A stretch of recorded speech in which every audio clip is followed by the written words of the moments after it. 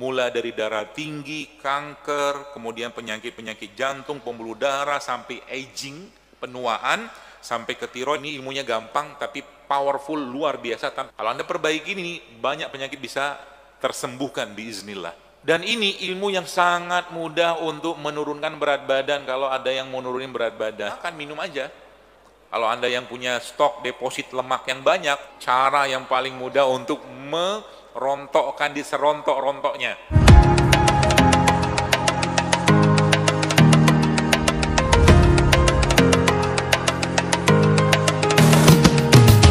Salah satu masalah, Bapak Ibu sekalian, dalam dunia kesehatan saat ini adalah banyaknya petugas yang ngurusin, ya, atau bukan banyaknya orang gitu kan, tapi petugasnya cuma satu. Petugas yang sudah keletihan ngurusin badan kita karena terus-menerus dibebani dengan beban yang luar biasa. Saya kasih ilustrasi supaya Anda paham. Ya. Ini ilmunya gampang tapi powerful, luar biasa, tapi sampai urusan ranjang pun bisa diperbaiki dengan ini. Sampai urusan ranjang. Karena memang efeknya juga dari ini, ya, kalau ini masalah. Nah gini, kalau Anda yang pernah pergi ke Jepang, Bapak Ibu sekalian, di Jepang itu ada KRL. KRL tahu ya? KRL, nah di Jepang itu kalau pagi-pagi, KRL itu karena saking padatnya penumpang, itu ada namanya petugas pengatur penumpang. Ya, petugas lah bahasa kita. Tugasnya ngapain? Dorongin penumpang masuk ke dalam KRL, sudah masuk semua baru pintu ketutup. Oke? Dengarin baik-baik ini. Jadi nanti Anda bisa mainkan jurus ini, gitu. Bagaimana cara Anda membuat tubuh Anda makin fit, makin power, ya. Nah, pertanyaannya, bagaimana petugas ini kan suatu hari kelak, kalau bukan suatu hari kelak, dia kan kerja dari pagi sampai sore siang lah misalkan itu, kan ada waktu letihnya kan? Letihnya kalau apa? Petugas ini letihnya kalau apa? Kalau penumpangnya kebanyakan kan? Yang pertama itu. Lalu dia juga nggak ada tenaga, nggak makan pagi atau nggak apa seperti itu. Nah, pertanyaannya supaya petugasnya nggak letih, caranya gimana?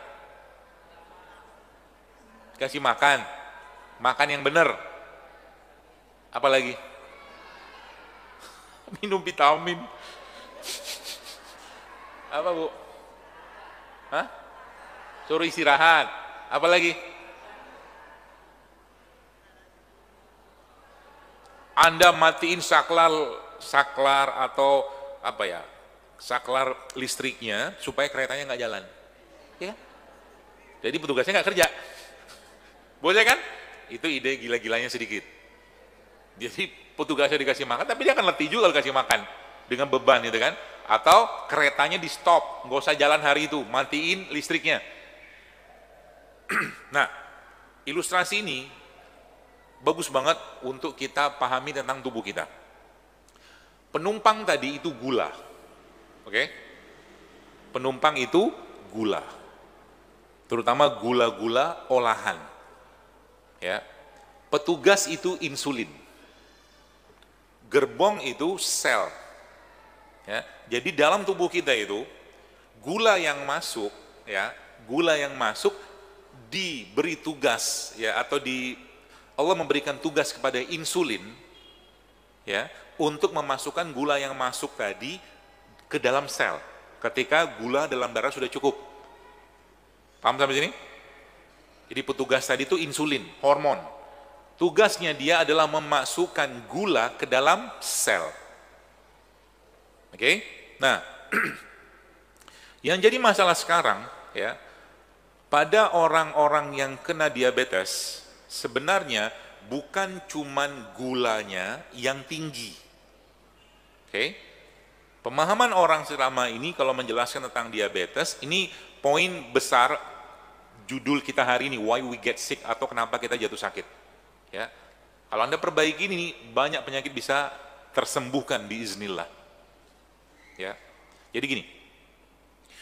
Jadi petugas tadi, ya, atau mungkin masalah diabetes atau kencing manis itu, ya, bukan cuman gula darah yang tinggi, tapi petugasnya keletihan. Petugasnya siapa tadi? insulin. Ya. Saya pelan-pelan biar Anda lebih gampang mencernanya. Nah, saking lelahnya dia, masuk gula tadi dia nggak bisa ngapa-ngapain lagi. Dalam ilmu dalam ilmu modern kita sebutnya insulin resisten. Itu bahasanya. Dan itu masalah dari banyak sekali penyakit-penyakit, mulai dari apa? Mulai dari darah tinggi, kanker, kemudian penyakit-penyakit jantung, pembuluh darah, sampai aging, penuaan, sampai ke tiroid, itu akarnya dari sini.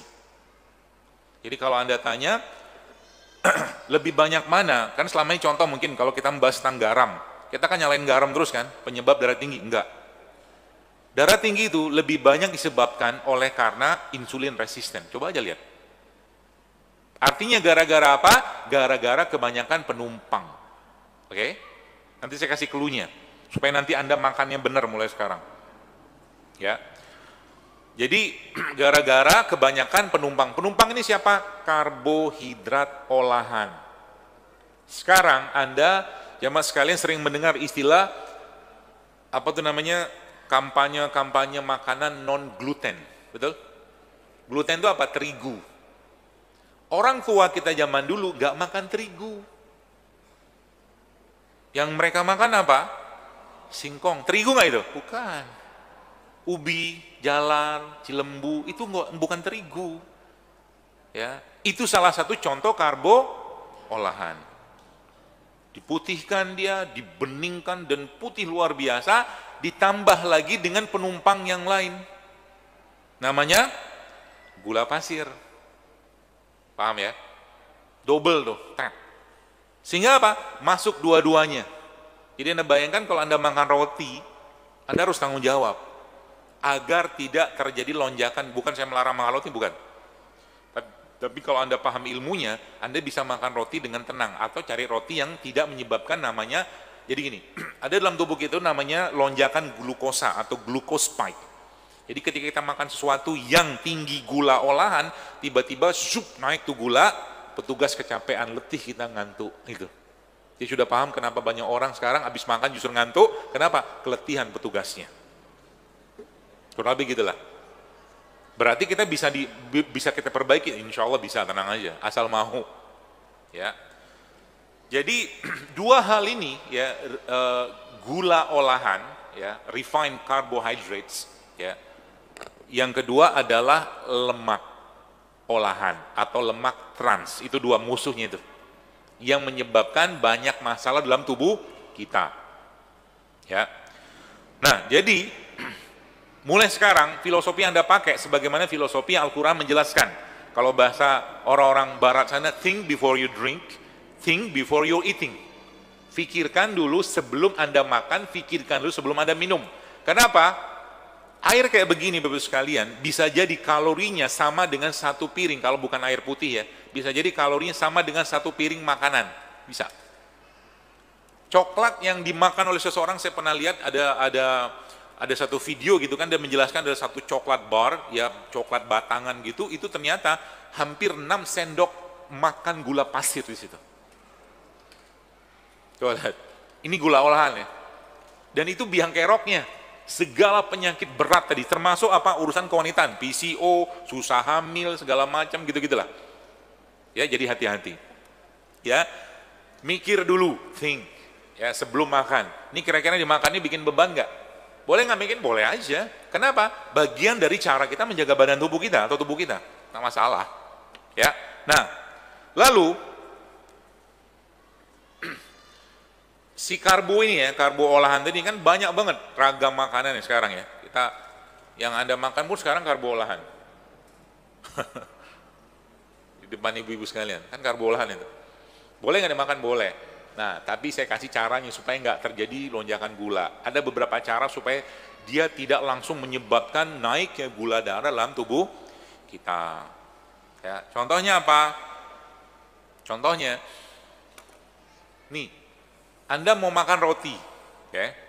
Saya biasanya bawa cuma sampel, tapi nggak bawa, bukan sampel rotinya. Sebelum Anda makan roti itu, ya, Anda masukin dalam air ini cuka apel, ya, cuka apel berapa banyak? Ya paling 1 sendok teh cukup lah. Anda masukin ke sini, lalu kalau Anda yang mau makan karbo-karbo olahan tadi, minum dulu ini, insya Allah itu gulanya tidak akan naik. Langsung gitu enggak, tapi landai dia. Itu caranya. Oke? Jadi diminum airnya begitu, ya sebelum Anda makan tadi itu. Itu caranya. Kemudian apa lagi yang bisa Anda kerjakan? Sebelum Anda makan itu, Anda makan dulu makanan-makanan fermentasi. Contohnya apa? Tempe, apa lagi? Tauco, pokoknya fermentasi. Tape juga boleh kalau mau. Ya, makan atau kalau cuka kan fermentasi juga tuh. Ya, itu contohnya. Kemudian apalagi yang bisa membuat gula darahnya nggak tinggi langsung setelah itu? Anda makan karbonya terakhir. Paham? Jadi gini, ini contohnya ya. Jangan bereaksi dulu, tenang dulu. Itu ciri orang yang was-was itu. Tenang dulu, diam dulu, tenang dulu gitu ya. Belum apa-apa sudah takut banget siklus kehidupannya terganggu. Ini piring, kan ada nasinya, ada dagingnya, protein entah ikan segala macam, ada sayurnya kan gitu kan. Jadi supaya gula darahnya nggak naik langsung, pertama kali Anda makan sayurnya dulu. Udah bener tuh orang Sunda tuh, sayur dulu dimakan. Ya, habis makan sayur baru Anda makan dagingnya dulu. Jadi karbo itu terakhir. Ya, udah kenyang duluan kan? Bagus. Sehingga nanti apa? Makan karbonya sedikit. Dok, tapi kan susah kalau makan nasi duluan, apa nasi sendirian? Tenang, saya punya solusinya. Ya, nasinya Anda campur sama sambal. Jadi nasinya tetap rasa enak. Anda tetap butuh karbo, jangan nggak makan karbo, lemes nanti. Tetap makan karbo, cuman karbonya terakhir. Atau kalau nggak, ini tips yang tadi nih. Ada berapa tips tadi? Cuka. Kemudian apa lagi? Karbo terakhir, bahasa gitu loh. Ya, mulai dari apa? Sayur dulu. Apa lagi? Daging, protein dulu, baru terakhir karbonya. Dikit aja, nggak usah banyak-banyak. Kalau nggak perlu, nggak usah banyak-banyak makan karbo. Ya, kalau nggak perlu. Dan jangan fokus pada nasi saja. Banyak solusinya. Betul nggak? Contohnya apa? Kentang, singkong, ubi, talas, wah banyak banget. Saya di kafe saya di Jati Asih, kafe JSR namanya itu mashed potato-nya kita bikin dari ubi Cilembu. Mashed potato-nya, jadi ya pergedel lah bahasa kita ya. Kalau sama ini kan kentangnya kan dihancurin, kemudian jadi mash gitu kan, dikasih bumbu segala macam. Kita sana pakai ubi Cilembu. Bahkan ubi Cilembunya sama-sama kulitnya kita makan. Nyata enak. Emang enak ubi itu dimakan sama kulitnya. Ya. Sudah ada yang pernah ke sana? Belum? Belum. Pergilah sana. Cafe JSR nanti namanya. Kemarin ada ibu-ibu dari Majelis Taklim Bintaro itu satu bus ke sana kemarin. Nanti di IG ada, di alamat ada. Jadi situ makanannya insya Allah terjaga semua. Nggak ada gorengan. Nggak ada gula putih. Minumnya rimpang-rimpang. Ya pakai madu segala macam lah gitulah. Baik, itu yang ketiga. Yang selanjutnya apa? Tadi ya, langkah berikutnya adalah mengurangi karbohidrat. Jadi karbohidrat restriksi atau restriksi karbohidrat. Jadi Anda mulai mengurangi karbohidrat yang masuk. Dan ini ilmu yang sangat mudah untuk menurunkan berat badan kalau ada yang mau nurunin berat badan. Caranya gimana?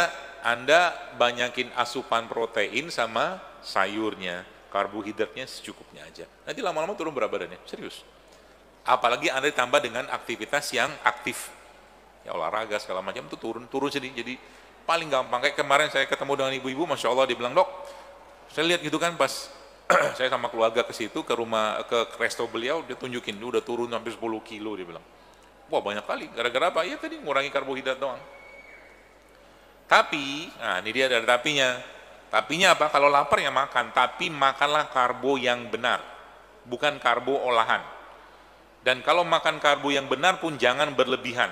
Contoh karbo yang benar apa? Nasi itu benar sebenarnya, aslinya benar. Cuman karena dia nggak ada serat, jadinya cepat naik gulanya kan gitu. Makanya lagi-lagi kalau di kafe kami pakainya beras coklat, masih ada serat. Kalau Anda misalkan mau yang versi lain, banyak tadi ubi, singkong gitu-gitu lah. Itu kan karbo juga tuh semua itu. Ya, atau kayak sorghum itu juga bisa tuh. Itu juga bisa, ya. Jadi makanlah atau kurangilah karbo yang masuk dalam tubuh kita. Kemudian apa lagi? Caranya untuk membuat petugas itu atau badan itu teriset lagi, puasa sebenarnya. Kalau zaman sekarang orang nyebutnya intermittent fasting. Jadi Anda mulai kasih jarak makannya, ada waktu makan, ada waktu nggak makan. Terus kalau nggak makan gimana? Ya nggak makan, minum aja. Kalau nggak puasa ya. Kalau puasa atau puasa sunnah lebih bagus justru. Ya, apalagi Ramadan kayak begini. Kalau Anda yang punya stok deposit lemak yang banyak, Ramadan tuh cara yang paling mudah untuk merontokkan di serontok-rontoknya. Dengan cara apa? Saya baca dalam buku beberapa literatur yang saya baca itu, puasa 24 jam itu bisa, dia bilang, it will destroy tons of fats, dia bilang. Bisa nggak kita puasa 24 jam? Bisa. Jadi nerusin puasanya. Anda batalin, kan sahur. Terus buka kan? Habis buka, Anda nggak makan apa-apa lagi sampai ke sahur lagi 24 jam kan? Sahur ke sahur. Kalau tubuhnya aman-aman saja tidak apa-apa, asal ada settingan. Settingan itu maksudnya apa? Kita ngasih tahu bahwa tidak ada makan. Jadi sebenarnya tubuh kita itu bisa diperintah kalau paham caranya. Itu sebabnya orang yang sakit MAS sekalipun ketika Ramadan aman dia. Aman kan? Kenapa? Karena ada perintah atau informasi bahwa tidak ada makanan lagi setelah sahur, sehingga tubuh menggunakan cadangan energi yang lain, sehingga mahnya aman. Jadi kalau mau ngikutin bikin puasa atau mungkin nggak makan lagi kayak begitu, Anda kasih tahu sama badan Anda dengan dalam bentuk pikiran, ngomong aja, atau mungkin ada lisan juga Anda sebutkan juga boleh, Anda bilang nggak ada makan lagi ya di sini ya sampai siang. Bisa. Nanti dia akan gunakan cadangan energi yang ada. Cadangan energi yang paling banyak diri kita apa? Lemak. Kalau lemak sudah dipakai, waduh, powernya dapat banget itu. Ya, seperti itu. Jadi nanti ketika Idul Fitri, wah kayak bayi baru lahir. Turun berapa kilo, mukanya glowing. Bener. Itu udah kayak begitu sunatullahnya. Kenapa mukanya bengep? Ya karena kebanyakan lemak. Ya, nggak ada apa ya, nggak ada shiningnya gitu, ada glowing kenapa ya? Emang nggak ada apa ya, tubuhnya kebanyakan itu tadi petugasnya keletihan. Tapi kalau petugasnya diistirahatkan, itu masya Allah efeknya akan sangat bagus, powerful sekali. Ya, itu salah satu caranya.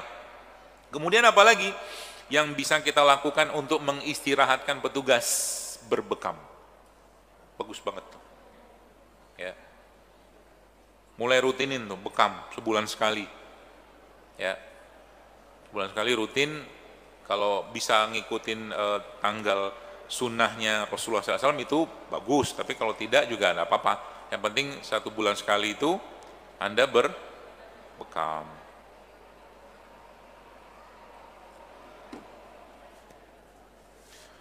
Baik.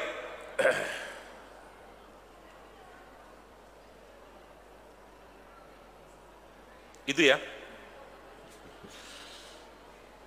Lalu apalagi yang bisa Anda lakukan kalau bekam? Nah ini lihat nih, ini sebenarnya saya belum lakuin, tapi saya pengen kerjain, belum dapat alatnya atau tempatnya.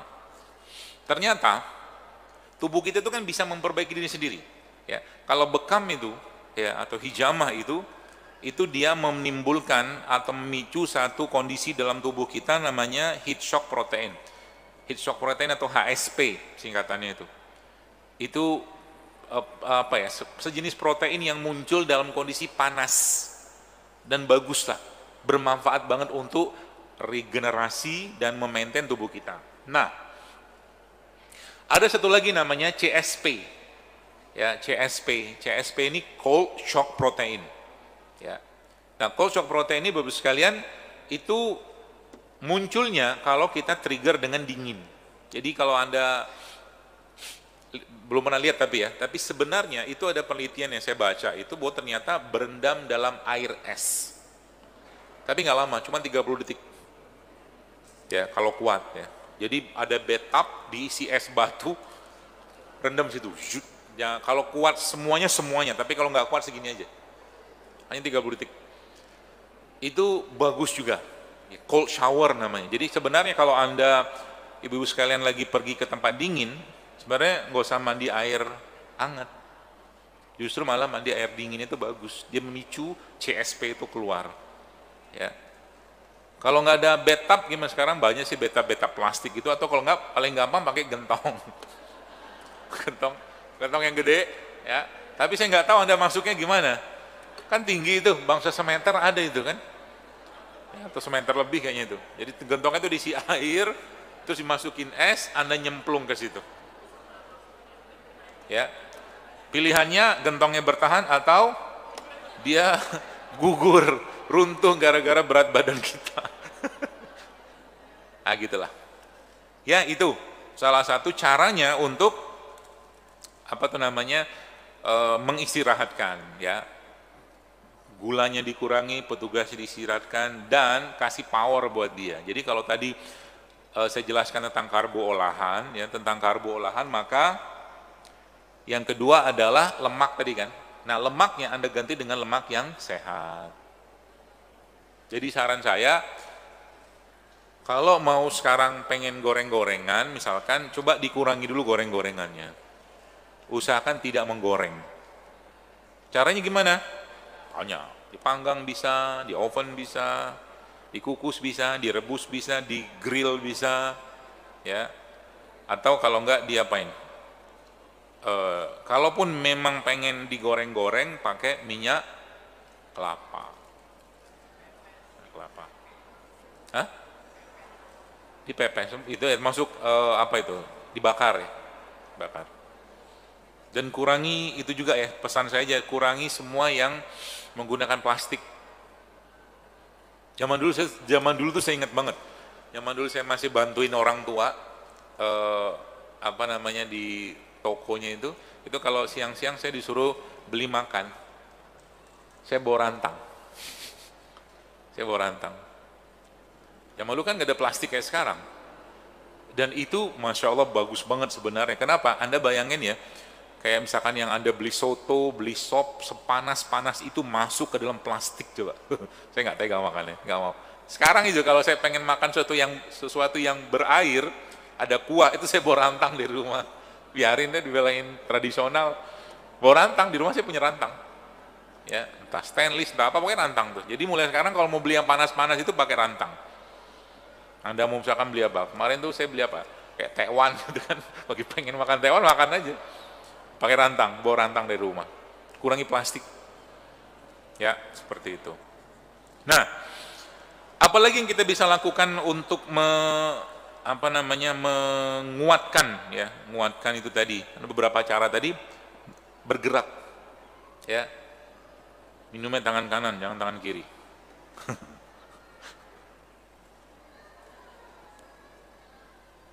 Kok dokter bisa kelihatan? Kelihatan lah. Dari belakang pun saya kelihatan. Yang tidur, yang serius, terbaca semua dari depan. Yang agak-agak kelihatan.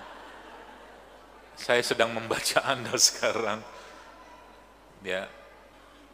Yang lagi banyak masalah, wajah itu kan cerminan di hidup kita.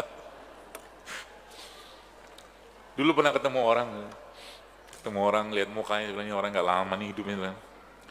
Saya lihat wajahnya, kan wajah itu kan cerminan hati, cerminan perut. Lidah kita juga cerminan dari akhlak. Kebaca semua. Saya bilang ini kayaknya nggak lama nih orang mati, saya bilang, tapi nggak tahu matinya kapan. Kelihatan semua di situ kayak nggak ada vitalitas hidup, mukanya itu nggak ada. Aura energinya itu nggak ada. Pucat semua, kelihatan di muka. Jadi jangan tatap saya. karena saya tahu masalah Anda dari muka. Baik, yang selanjutnya adalah move. Jadi move itu maksudnya apa? Bergerak. Jadi mulai sekarang kalau bisa Anda 6.000 langkah sehari, 6.000 sampai 8.000 langkah sehari. Cara ngitungnya gimana? Gimana ya? Nanti coba dihitung aja, sekilo itu berapa ribu? 1.000 meter, sekilo kan 1.000 meter ya. Itu di Google banyak tuh. Coba dihitung. Anda bisa 6.000 sampai 8.000 langkah sehari. Jos, mantep banget itu. Apalagi langkahnya begini. Maksudnya langkah begini itu apa? Dia nggak datar. Itu lebih cepat. Powernya dapat nanti. Makanya kalau Anda yang treadmill, yang biasa ikut-ikutan treadmill atau apa, olahraga gitu tuh, coba nanti cobain treadmill ala-ala saya. Saya kalau treadmill nggak treadmill normal, treadmillnya abnormal, nggak normal. Saya sudut yang paling tinggi, 15 derajat. Ya. Lalu berapa lama? 30 menit biasanya tuh. Jalan aja. Kecepatannya 3, hanya 3. 30 menit jadi 30, 3, 15. Patokannya 3, 15, 30. 3 kecepatannya, 15 derajat, 30 menit. Oh itu udah gemrobios itu. Ya, ibu-ibu kalau misalkan pasarnya nggak jauh-jauh banget, jalan kaki aja. Lumayan kan? Patokannya 6.000. Itu cara yang paling baik untuk apa? Menyehatkan petugas. Ya. Gampang kan? Gampang. Murah, bukan murah, gratis malah. Ya, seperti itu. Nah, jadi manfaat apa yang akan kita dapatkan dari kita mulai menjaga asupan karbo tadi? Ya, berarti dari kesimpulan ini mungkin Anda mengatakan berarti dokter melarang kami makan nasi? Enggak loh. Makan aja. Dokter makan nasi, makan di rumah. Cuman kalau perlu aja. Tapi kalau saya biasanya sekali makan itu kebanyakan proteinnya. Ya, dokter makan mie nggak? Makan. Kalau pengen. Tapi mie yang cukup bagus lah, jangan mie yang isinya micin semua. Ya enggak. Tapi kalau saya sudah makan mie, biasanya satu piringnya sayur semua tuh. Saya masak sendiri. Karena masak itu kebahagiaan. Saya suka masak. Dari kemarin ini bikin, saya kemarin sebenarnya di mobil tadi saya pengen nunjukin sesuatu yang saya tuliskan di Instagram itu. Kan lagi heboh banget ada video saya itu tentang temu mangga itu loh. Itu temu mangga, beneran temu mangga. Dicium wanginya kayak kue ini, dimakan enak. Bentuknya kuning juga, dia temu-temuan. Ada lagi namanya temu ireng. Tengahnya hitam. Ya. Itu resep yang kayak posting itu di Instagram itu. Kalau ibu pakai Instagram nggak? Pakai kan? Nanti lihat tuh. Itu Ramadan diminum tuh resep. Beli itu. Kan ada 5 tuh. Apa aja? Jahe. Ibu semangat sekali. Kencur. Apa? Jahe. Kencur. Apa lagi? Ngawur. Tumbar. Mana ada itu? Apa bu? Ada 5 kan? Jahe, ketumbar, temulawak, kunyit sama temu mangga, 5 itu. Temu mangga apa? Carilah. Carinya di mana? Di bumi Allah. Di online banyak yang jual kok. Saya barusan dapat kemarin, sekilo, sekarung temu mangga. Itu bikin tuh resep Ramadan buat bersih-bersih liver namanya. Saya kasih tahu itunya ya, komposisinya. Catat baik-baik, nanti dibikin di rumah buat Anda, buat suami bikin itu nanti. Nah itu komposisinya, jahe kencur lebih banyak. Jahe dan kencur lebih banyak. Perbandingannya adalah 1 untuk jahe kencur, jadi 1 kencur. 1 jahe, 1 kencur. Nah, sisanya kan ada temu mangga, ada temu lawak, ada kunyit kan? 3 ini. 3 ini perbandingannya setengah atau 1/4. Paham maksudnya ya? Contoh mungkin, biar gampang. Jahenya misalkan 10 gram, maka kunyitnya berapa? 5 atau 3. Itu maksudnya. Supaya itu resep lebih hangat ke badan. Itu maksudnya. Kenapa jahe kencur lebih banyak? Karena jahe kencur itu panas, hangat dia. Ya, supaya lambungnya nggak kaget.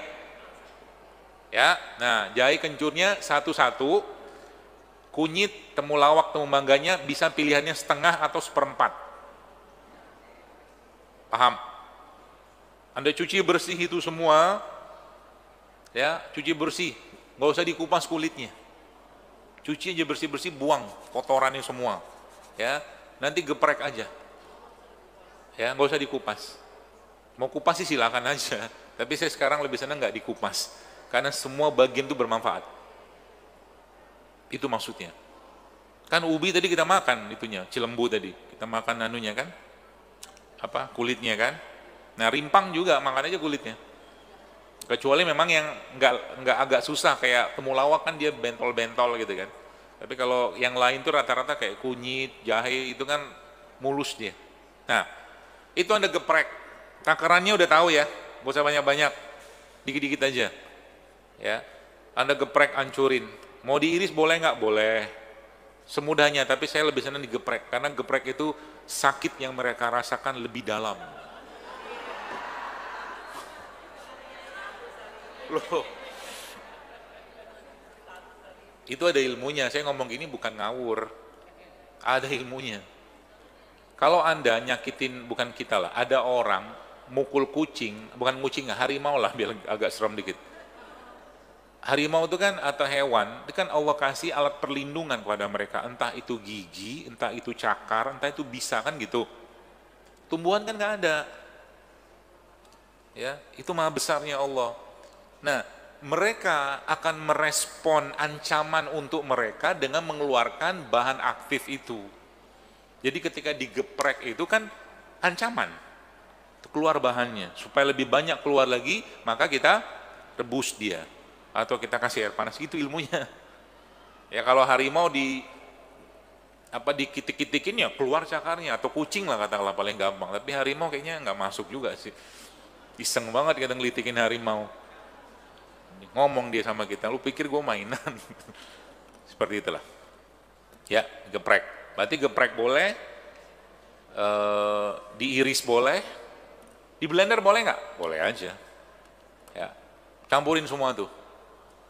Takarannya berapa airnya? Ya sekitar 300 mili lah, ini kan 300 nih, kayak gini nih, 300, kurang lebih lah nggak usah 300 something lah, buat sekali minum. Ya, airnya, Anda kasih air panas, air dispenser gitu boleh, atau kalau nggak ada kasih air, kalau dididihkan boleh nggak boleh, tapi jangan lama-lama banget. Kalau dia sudah keluar aroma, sudah mendidih langsung matikan apinya. Terlalu lama juga nggak bagus tahu saya. Kalau selama ini kan kayaknya orang hitungannya jadi setengah kan gitu kan, air setengah, air gitu kan. Kalau saya sih enggak, ya, ilmu masing-masing lah, terserah lah ya. Tapi intinya kalau dia sudah keluar aroma, warna sudah berubah, itu udah dapet tuh. Sudah tuh, panas tadi kan. Nah, supaya dia lebih banyak lagi diserap oleh tubuh kita, Anda kasih lada hitam. Kalau saya biasa saya yang krek-krek gitu. Dikit aja, kalau pakai takaran paling seujung sendok teh kali, dikit aja. Ya, jadi waktu panas tadi itu sama mereka tadi itu Anda rimpangnya tadi sama lada hitam masuk, baru tuang air panas. Tunggu sebentar lah. Tunggu sebentar supaya apa? Supaya bibir kita tidak doer. Nunggu anget dulu maksudnya. Paham ya? Supaya bibirnya enggak doer. Panas diminum, tunggulah sebentar. Itu maksudnya. Tapi tadi ada 6 berarti ya. Jahe, kencur, kunyit, temulawak, temu mangga. Oke. Kasih lada hitam. Boleh dikasih pemanis nggak? Coba dulu minum rasa aslinya. Coba dulu minum. Biar Anda kembalikan rasa-rasa yang pernah ada dalam diri Anda. Romantis sekali ngomong rimpang-rimpangan ya. Kayak gitulah. Karena lidah kita ini kan sudah ngawur sekarang ini. Lidahnya lidah flavor, lidah perasa semua, lidah micin. Nggak ngerti lagi rasa asli itu apa. Itu maksud saya. Ya, jadi boleh nggak dikasih pemanis? Ya boleh. Tapi coba rasa aslinya dulu. Nah, mau lebih agak lebih agak seru lagi rasanya, caranya gimana? Di shake. Enak tuh. Caranya begini. Kan sudah dapat tuh. Udah masuk semua beliau-beliau itu. Ada shaker tahu ya? Ya. Tapi jangan yang plastik. Kalau bisa yang stainless. Ya, Anda masukin situ, kasih madu. Shake. Wih. Best rasanya. Tak berubah menurut saya rasanya, lebih enak. Habis itu Anda kasih es. Minumnya siang hari. Boleh nggak? Boleh aja. Nggak masalah, boleh. Ya. Seperti itu. Gampang kan? Hidup sehat? Gampang. Sudah tahu kenapa kita sakit? Sudah. Kelalaian kita nggak?